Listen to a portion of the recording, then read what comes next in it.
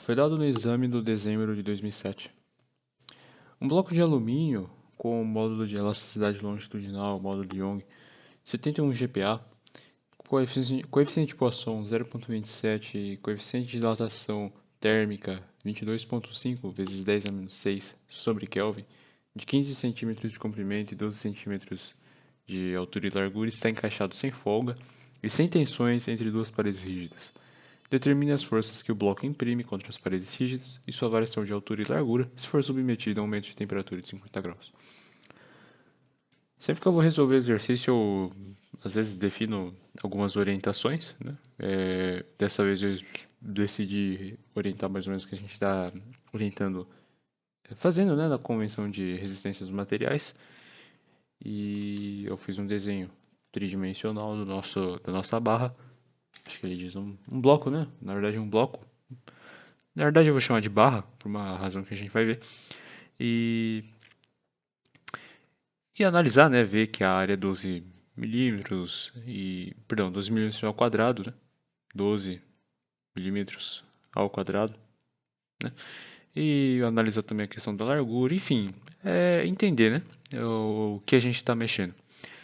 Segunda coisa que eu penso é fazer uma análise da situação, tentar imaginar, né, que quando a gente coloca calor, como ele está preso aqui, no caso, aqui seria o eixo X, aqui seria o eixo Y, e saindo aqui da tela do seu computador seria o Z, ou do seu celular, enfim. Você vê que em Y, em Z, ele está livre, né? Ele pode expandir. Mas em X, ele sempre vai ter a mesma expansão, porque não tem como ele, como posso dizer, avançar, por causa dessas duas paredes, né? Então, ele não pode avançar para cá. Porém, o que vai acontecer é que ele vai se expandir, né, para Y e para Z. Só que ele vai empurrar a parede, né? Que foi o que eu escrevi aqui. Então o bloco vai exercer uma força na parede. Eu não lembro se é exatamente essa convenção, mas ao menos nesse exercício a gente pode conversar assim.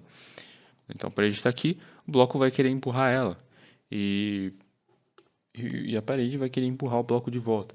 E como é um problema simétrico, isso vai acontecer de tal forma que crie, né, uma compressão, né, no bloco. Aqui a gente está analisando em força, porque se eu fosse analisar em pressão ia ficar muito complicado, né? Mas a ideia então seria que uma manifestação, né? Quando a gente está fazendo uma análise de força, então a manifestação dessa força seria, na verdade, a tensão, né, que é de compressão que está ocorrendo no bloco. Então a gente tem que fazer algumas considerações, né, numéricas, que o deslocamento em x, né, novamente vendo aqui que o eixo x é para cá, ele é zero, porque as paredes seguram ele. E vai aparecer então uma tração na direção de x, né, na direção de x e atuando em x, que é o bloco tensionado, que vai fazer com que o bloco seja tensionado pela expansão. Em x e y o bloco está livre, então a tensão em y e zz vai ser igual a zero. E não tem cisalhamento. Eu não sei se surge essa dúvida, mas não tem cisalhamento. Não tem nada com que faça que o bloco, sei lá, faça um negócio assim, ou que, não sei, ele rotacione, assim. Não há algo assim. Enfim. Bom, a gente tem algumas informações, né, que faltam sobre cá. A gente tem o coeficiente de dilatação térmica, a gente quer descobrir a tensão, né, para depois achar força, depois achar outras coisas. A gente tem o módulo de elasticidade, a gente tem as tensões e a gente também tem a variação de temperatura. Bom, então a gente desenvolve a partir da lei de Hooke para materiais isotrópicos. Você viu ou vai ver no vídeo 5.1 que a gente pode lembrar simplesmente dessa relação. A gente pode simplesmente lembrar dessa relação aqui, não precisa escrever ali inteira, né, para todas as deformações. E a gente também tem que lembrar que a gente tem uma componente relacionada à questão da temperatura, né, porque a temperatura vai provocar uma deformação relacionada ao alfa. Desenvolvendo a gente vai ter, quer dizer, desenvolvendo não, aplicando os valores numéricos, a gente vai ter essa expressão. E observe que se a gente desenvolver e deixar em função de, perdão, em função não, né? A gente quiser descobrir sigma xx, a gente vai ter essa expressão. E olha só que interessante, que essa é essa expressão aqui que eu reescrevi. Lá em ensaio dos materiais, faltou dos materiais, mas enfim, em M641, você vê que tem muitos experimentos que a gente coloca uma tensão, né? A gente aplica uma tensão no material. A gente tem um resultado, né, que no caso é a deformação, a gente tem como mensurar isso aí. E a gente tem como obter, então, o módulo de elasticidade, né? Então, você vê que a gente aplica, a gente tem um resultado que a gente pode obter e a gente obtém alguma coisa que a gente quer. Nesse sentido, então, olha só que interessante que nesse problema aqui a gente aplica uma temperatura, um aumento de temperatura, a gente tem o E que é conhecido e a gente também tem um resultado. Bom, então a gente aplica os valores numéricos, né? Desenvolve de tal forma que a deformação é alfa vezes ΔT. A gente aplica os valores numéricos, a gente acha sigma xx. E note que ela é negativa, né? Porque como a gente viu aqui, é uma compressão. A parede ela atua no bloco, empurrando o bloco na direção dele mesmo, no sentido assim, para o centro dele.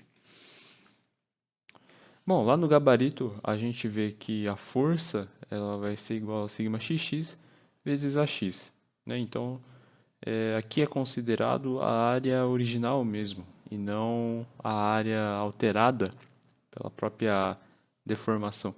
Isso quando eu fiz a matéria, eu fiz esse exercício, eu fiquei com uma dúvida, né? Por que a gente pode fazer isso? E hoje a gente vai ver, né? Eu vou me responder o Paulo do passado. E no caso aqui a gente vai então descobrir ΔLy e ΔLz. Lembrando também que a deformação pode ser escrita dessa forma, que é a forma que a gente vai usar para descobrir. Então note que ΔLy vai ser igual a YY, né, que é a deformação em Y vezes Ly, e a gente vai aplicar a mesma forma, né, a lei de Hooke para materiais isotrópicos, mais cuidado, hein, mais a deformação relacionada à variação de temperatura, e a gente vai ter esse resultado aqui, tá? E a gente faz a mesma coisa para Z e a gente obtém o mesmo resultado, que é interessante, né, até porque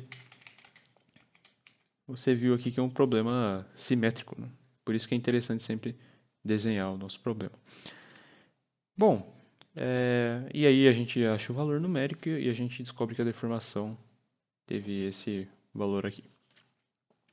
Então, para a gente descobrir ΔLy e Lz, a gente aplica a fórmula, né? Novamente, a deformação é igual a ΔL sobre L, né?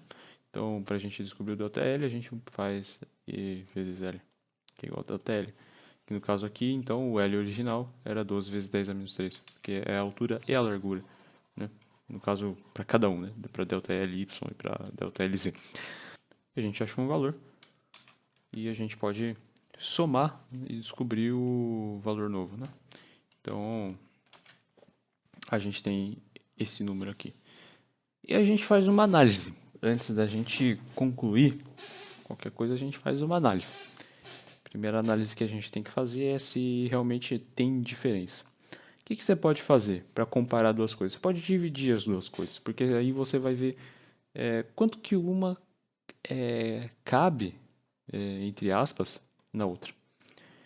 Então, no caso, a Ana antiga ficaria praticamente tipo dentro, assim, com muita pouca folga dentro da área depois da deformação.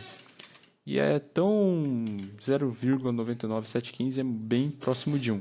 Então acho que não tem problema, quer dizer, tenho certeza que não tem problema se a gente fizer essa aproximação colocando 12 ao quadrado mesmo e não 12,0017145.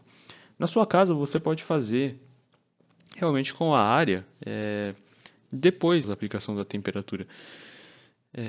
Porque na verdade você vai ver que, como a gente está escrevendo com 3 casas decimais, né, a gente vai ter 11,5 kN. Se você fizer esse número aqui, você vai ter 11,534 kN, certo? O que quando você for arredondar vai dando o mesmo número, se você está trabalhando nessa precisão aqui. Então não tem realmente não tem tanta diferença assim. O exercício é esse. E eu espero você no próximo vídeo. Até mais.